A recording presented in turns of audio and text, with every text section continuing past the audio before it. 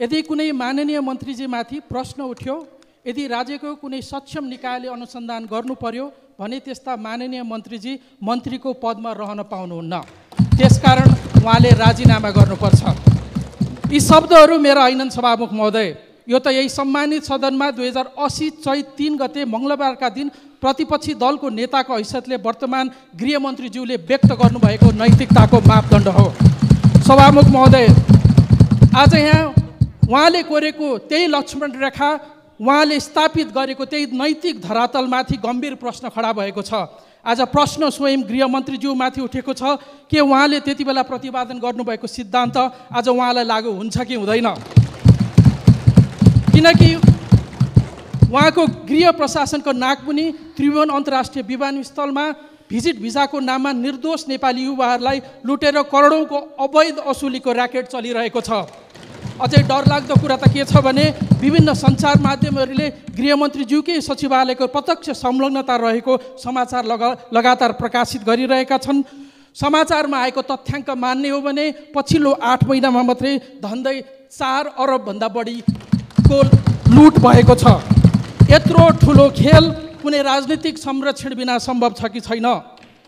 गृहमन्त्रीजीले पठाउनु भएको सहसचिव विवादित पृष्ठभूमिको हुनुहुँदो रहेछ, तर किन उहाँलाई अध्यागमनमा पठाइयो? के गृहमन्त्रीज्यूले थाहा नपाएर, स्वच्छ भएर, सक्षम भएर भनेर पठाउनु भयो कि यो उहाँको पनि स्वार्थ जोडिएको विषय हो? यसमा अनुसन्धान हुनुपर्छ।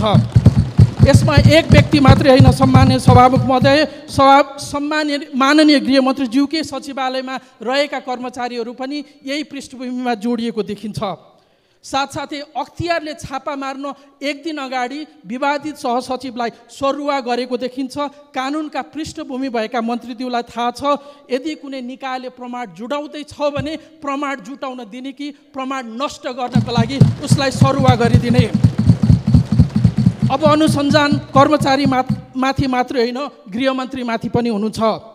यसमा प्राविधिक अनुसन्धान हुनुपर्छ, मोबाइलहरूमा र ल्यापटपहरूको परीक्षण हुनुपर्छ, तर त्यो परीक्षण गर्ने निकाय प्रहरीका मार्फतको विधि विज्ञान प्रयोगशाला हो। तर अहिलेको परिवेशमा के स्वच्छ अनुसन्धान होला? रोज स्वच्छ रिपोर्ट आउला त? हामीलाई प्रशस्त आशंकाहरू छन्। माननीय गृहमन्त्रीजीको नेतृत्वमा यसभन्दा अगाडिका सरकारले अनुसन्धान गरी उच्च राजनैतिक तहको संलग्नता रहेको भनेको भुटानी शरणार्थीको काण्ड दबाइएको छ। सहकारीको मुद्दामा रवि लामिछानेलाई 3-3 महिना हिरासतमा राखेर अनुसन्धान गर्यो, तर सत्ता पक्षका सांसदलाई प्रहरीको कार्यकक्षमा बोलाई चिया खुवाएर पठाइएको छ। सम्माननीय सभामुख महोदय, अब हामी कसरी विश्वस्त हुने गृहमन्त्रीले निष्पक्ष छानबिन गर्नुहुन्छ भनेर?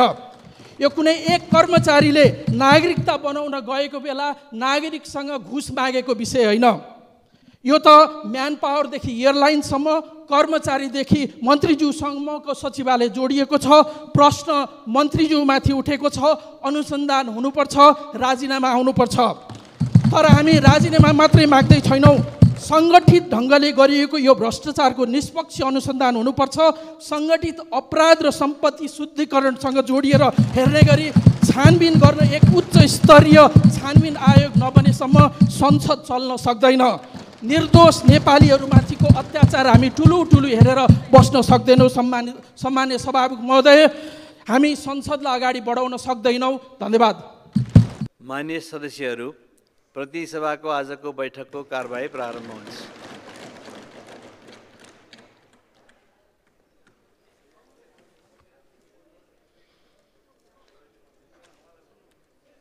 माननीय सदस्यहरू सबै उठ्नु भएको छ। प्रतिपक्षको तर्फबाट माननीय सदस्य के राख्न खोज्नु भएको छ? म माननीय सदस्य वर्षमान पुनलाई संक्षिप्तमा आफ्ना कुराहरू राख्नको लागि अनुरोध गर्छु र अन्य माननीय सदस्यहरू आसन ग्रहण गरिदिनुहोस्। सम्माननीय सभामुख महोदय, यो हप्ताभरि सार्वजनिक मिडियामा, सामाजिक सञ्जालमा, घर घरमा एउटा विषयले प्रमुखता पाएको छ। आम नेपाली जनताले सरकार र सरकारको शैलीप्रति चिन्ता व्यक्त गरिरहेको छ। यस सन्दर्भमा सभामुख महोदय, त्रिभुवन अन्तर्राष्ट्रिय विमानस्थलमा भिजिट भिसाको नाममा करदौको अवैध असुलीको जालो फैलिएको र त्यसमा गृहमन्त्रीज्यूको सचिवालयको प्रत्यक्ष संलग्नता भइरहेको भन्ने विभिन्न पत्रपत्रिकाहरूमा समाचार आइरहेका छन्। यो कुनै सामान्य भ्रष्टाचारको घटना मात्र होइन, यो त रोजगारीको रूपमा विदेश जान खोजेका सामान्य युवाहरूमाथि गरिएको लुट र सङ्गठित मानव तस्करीसँग जोडिएको विषय हो।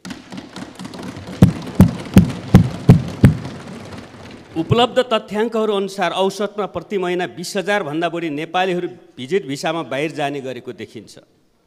यीमध्ये 40% जति व्यक्तिहरूसँग प्रतिदिन 50 लाखदेखि 3 करोडसम्म उठाउने गरिएको भनिएको छ।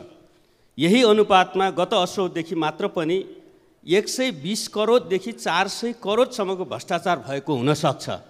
सम्माननीय सभामुख महोदय, यत्रो ठुलो खेल कुनै राजनीतिक संरक्षण बिना सम्भव हुन सक्ला? सभामुख महोदय, अख्तियारले मुख्य आरोपी भनेका सहसचिव तीर्थराज भट्टराईलाई गृहमन्त्रीकै अग्रसरतामा त्रिभुवन अन्तर्राष्ट्रिय विमानस्थलमा पठाइएको देखिन्छ। विवादित पृष्ठभूमि भएका यसभन्दा पहिले नै विभिन्न अनियमिततामा जोडिएका सहसचिवलाई गृह सचिवज्यूले रोजी छाडी कसरी इन्भर्टेड कमामा मालदार भनिने चिनेको अड्डामा पठाउनु भयो? के साँच्चै मन्त्रीज्यूलाई ती सहसचिव एकदमै सक्षम सोच्छन् भनेर हो कि या अन्य कुनै स्वार्थ थियो? यो अनुसन्धानको विषय हो। सभामुख महोदय, यसरी म संक्षेपमा मात्रै राख्न चाहन्छु कि आजै धेरै विषयमा बोल्नुभन्दा पनि माननीय गृहमन्त्रीज्यू आफ्नो पृष्ठभूमि हेर्दा कानुन ब्याकग्राउन्डको हुनुहुन्छ, मानवाधिकार ब्याकग्राउन्डको हुनुहुन्छ, शान्ति प्रक्रियाका विभिन्न श्रृङ्खलामा काम गर्नुभएको व्यक्तित्व हुनुहुन्छ, आफ्नो दलको प्रमुख सचेतक भएर विभिन्न संसदका विषयहरू ह्यान्डल गर्नुभएको छ। हामी अघिल्लो सेसन मात्रै हेऱ्यौँ भने पनि माननीय गृहमन्त्रीज्यू प्रतिपक्ष बेन्चमा बसेर धेरै नेताहरूमाथि, मन्त्रीहरूमाथि उठेका विषयहरूमा नैतिकताका प्रश्नदेखि धेरै विषयहरू उठाउँदै हुनुहुन्थ्यो। म त्यो सम्झन चाहन्छु। त्यसो गर्दा हामी प्रमुख प्रतिपक्षी दल लगायत प्रतिपक्षीहरूको तर्फबाट यो सन्दर्भमा स्वयं गृहमन्त्रीज्यूले नै सरुवा गरेको व्यक्ति कार्यालय प्रमुख रहेका छन्। उहाँको सचिवालय यसमा तानिएको छ, जोडिएको छ। अख्तियारले छापा मारेको छ, स्टिङ अपरेसन। त्यसपछि चाहिँ पक्राउ परेको व्यक्ति यो सामान्य मान्छे, सानो माछो अरू छ भनेर 1 दिन 2 दिनपछि नै छोडिरहेको छ। ठुलो माछा को? स्वयं अख्तियारले नै भनिरहेको छ। अहिले नै कसैलाई हामी आरोपित गर्न चाहँदैनौँ। सम्मानित सभामुख महोदय, यो सबै सन्दर्भमा अनुसन्धान गर्ने निकायहरू सबै नै माननीय गृहमन्त्रीको मातहतमा रहेका छन्। सम्पत्ति शुद्धिकरण समिति होला, CIB होला, अरू धेरै निकायहरू। यस सन्दर्भमा माननीय गृहमन्त्रीजीले राजीनामा दिएर अनुसन्धानको लागि मार्ग प्रशस्त गरिदिनुहोस् भनेर हाम्रो विनम्र अनुरोध छ। उहाँको संलग्नता छ भनेर अहिले हामी दाबी गरिरहेका छैनौँ। उहाँका सचिवालय अरू धेरै कुरा आइरहेको छ। अहिले हामी धेरै कुरा उहाँलाई आरोपित गर्ने, अहिले सामान्यतया नेताहरूमा, पार्टीहरूमा नैतिकताको प्रश्न उठिरहेको, अविश्वास भइरहेको बेला अझ थप कोही नेताप्रति, कोही पार्टीप्रति अविश्वास फैलाउन हामीलाई रुचि छैन। तर यति गम्भीर विषय उठिसकेपछि स्वयं गृहमन्त्रीले नै मार्ग प्रशस्त गरिदिनुहोस् र छानबिनको लागि एउटा राम्रो छानबिन गर्ने वातावरण, निष्पक्ष छानबिन गर्ने वातावरण बनाइदिनुहोस् हामी अनुरोध गर्न चाहन्छौँ। यो अवस्था नबन्दासम्म हामी सम्पूर्ण प्रतिपक्षको तर्फबाट यो नियमित प्रक्रिया अगाडि बढ्न दिन सक्दैनौँ। हामी यो म जानकारी गराउन चाहन्छु। धन्यवाद।